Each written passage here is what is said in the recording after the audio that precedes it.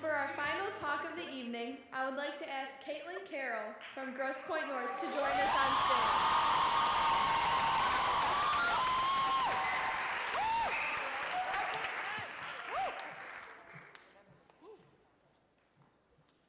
Good evening.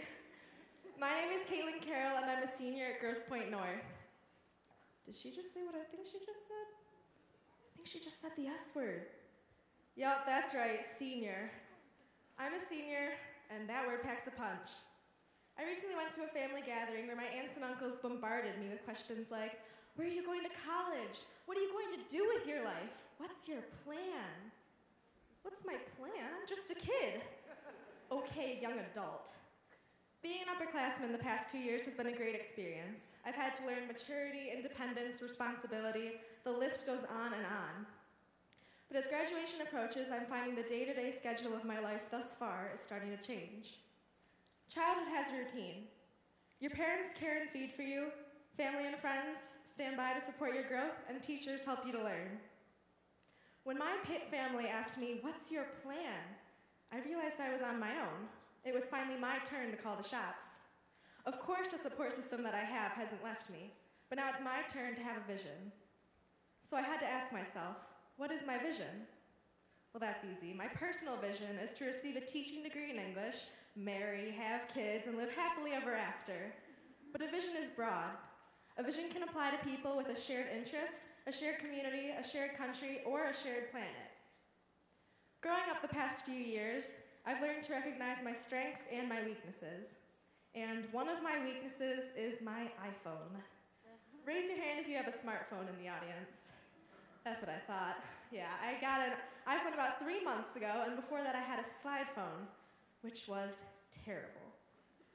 Receiving an iPhone has been a dream come true. I can quickly communicate and connect with anyone at the touch of a button. But it has its downsides.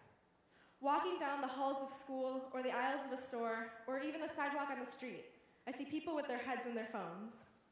Nowadays, Twitter, Snapchat, and Vine exist so that we can communicate quickly and concisely. We as a society work to narrow our language so that we can be conveyed in as few characters as possible.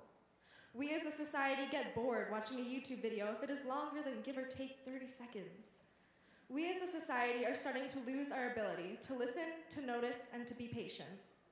Of course, when I say we, I'm including myself in this grouping. It would be hypocritical of me to pretend that I pay attention all the time or that I'm a great listener.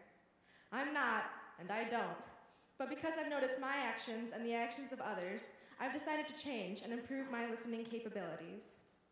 In the past 2 months, I've read more books than I've read in the past 2 years. I've limited my time spent on devices and have instead turned to reading.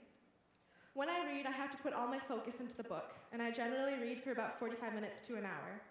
I'm steadily improving my attention span, and in the process have rekindled my love of reading. This decision to change was my decision, and no one else could have put that into action. And maybe my decision will have a domino effect. Tonight I raise my voice and encourage you all to reflect on your individual attention spans. If it's not what you want it to be, change it.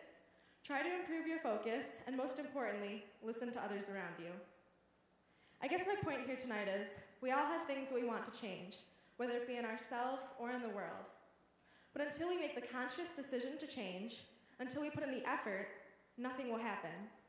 It is up to you and me to put our ideas into action. So I leave you tonight with 2 final questions. What is your vision, and what are you going to do about it? Thank you.